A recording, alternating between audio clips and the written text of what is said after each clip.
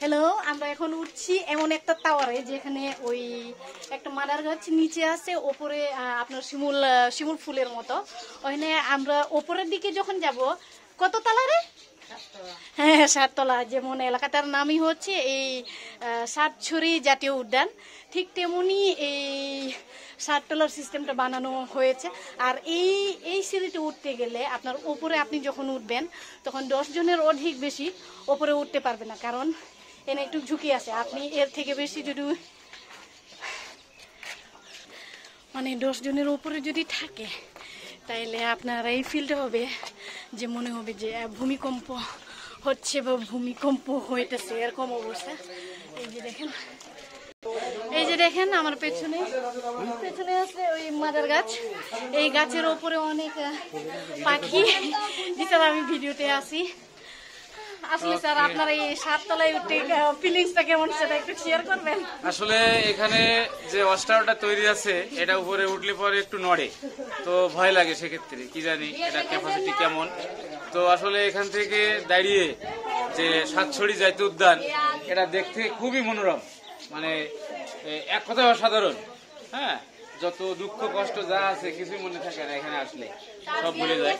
তো অনেক সুন্দর লাগলো। রোজিনাও সাথে আছে আমাদের।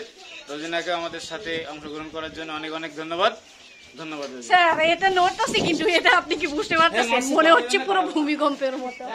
এই যে দেখেন পাখিগুলো দেখা যাচ্ছে। আর পাখির শব্দ যেটুকু আপনারা জানেন, আমি পাহাড়ি কন্যা, আমি প্রকৃতির ভেতরে থাকতে বেশি স্বাচ্ছন্দ্য বোধ করি, যার কারণে আমার সিরিয়াসলি অনেক ভালো লাগে আজকে। আর সবচেয়ে ভালো লাগার বিষয়টা হচ্ছে, আমি যখন চুনারু ঘাটে পা রাখি তখন আমার মনের ভেতরে একটা ফিলিংসই কাজ করে যে এই এলাকার একজন সে ব্যক্তিটা আছেন যিনি অনেক অনেক পাওয়ারফুল লোক, ওনাকে বলতে গেলে। কারণ উনি সবসময় সত্যবাদী, ঠিক আছে? উনি সত্য নিয়ে, ট্রু নিয়ে সবসময় কাজ করে থাকেন।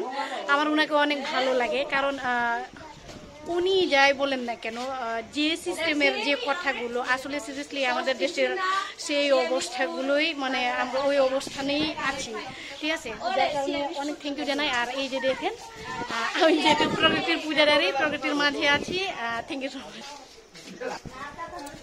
আমরা এখন নিচের দিকে নেমে যাব।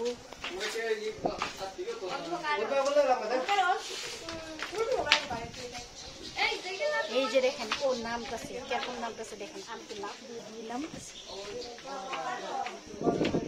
আসলে সিরিয়াসলি বলে বুঝাতে পারবো না, আমার অনেক ভালো লাগতেছে, যেহেতু অনেক বাতাস আর এদিকে আপনার পাখির ডাক, এগুলো শুনে অনেক ভালো লাগতেছে।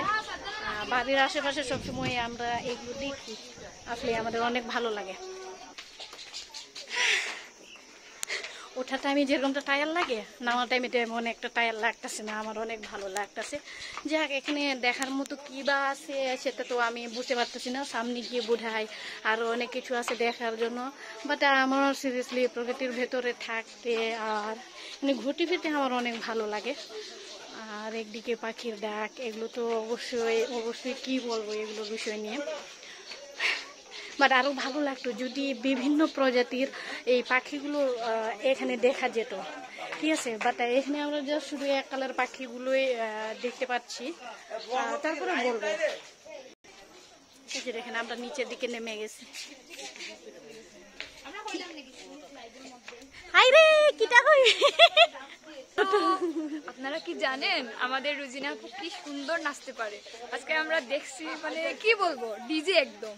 ও কিন্তু আমার ছোট বোনের বোন, আমার বোন, জেবিনের বোন। যেহেতু এই জেবিন দেখ, তোর বোনটা কি বলতেছে, সিরিয়াসলি একটু হলেও কিন্তু তোর রুজিনা আপু ভালো নাচতে পারে, এটা ঠিক। আমি থাকি পাহারায়, তুমি ঘুম হয়ে দু চোখে দেখা স্বপ্ন রাতের তারা। গাইতাছি, তুমি আকাশ হয়ে যাও, আমি থাকি। ব্যাপক এনজয় হয়েছে আমাদের এই পিকনিকটা। আমাদের সমৃদ্ধি থেকে বার্ষিক বনভোজনের 2024-এর শিক্ষক স্বাস্থ্য পরিদর্শক। আপনি বলতেই থাকেন, সমস্যা নেই, বলেন না। ভাইরাল করে দিবি। হ্যাঁ, ভাইরাল আপু আছি। জানি না যে আমাদের সামনের বছর এইভাবে পিকনিক করতে পারবো কিনা, বা আমি কি থাকবো, বা আমি থাকবো বা কেউ থাকবে কিনা।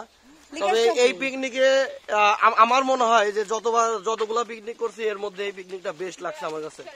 খুব সুন্দর, আমরা সবাই ফ্রি হয়েছি এবং অনেক মজা করছি। আমি 2টা পাইছি, কিন্তু তার মধ্যে আমার এটা বেস্ট লাগছে। আমারও এটা হচ্ছে কিন্তু 2টা। না, আমাদের দেখেন ব্রিজটা ভেঙে গেছে, যার কারণে আমাদেরকে জঙ্গলের রাস্তায় চলতে হচ্ছে। সেটা হচ্ছে এটা, এই যে দেখেন, আর হাতে কোনো অসুবিধা হচ্ছে না, কারণ আমি যেহেতু পাড়েই বসবাস করি। এই যে দেখেন, এটা হচ্ছে জঙ্গলের রাস্তা, আমরা ফেলে আসছি, এখন আমরা ভালো একটা রাস্তায় চলে আসছি। আর ওদেরকে দেখেন না, ওদের হাতটা দেখে সিরিয়াসলি আমার অনেক আফসোস লাগতেছে যে এরা হাঁটতে পারতেছে না কেন। এই যে দেখেন ব্রিজ ভাঙার কারণে, আর এই মৌসুমে যেহেতু পানি থাকে না, যার কারণে আমরা এই বালুচরের উপরে দাঁড়ানো অবস্থায় আছি। আর বৃষ্টির সিজনে অবশ্যই এই রাস্তাটা ব্লক থাকবে পানির কারণে। আর যেহেতু রাস্তার নির্মাণ কাজ চলতেছে, আপনারা সবাই দেখতেছেন, দেখেন। আর এই সময়টা আপনার হচ্ছে বালুর রাস্তা হয়ে আপনাকে ভেতরে ঢুকতে হবে।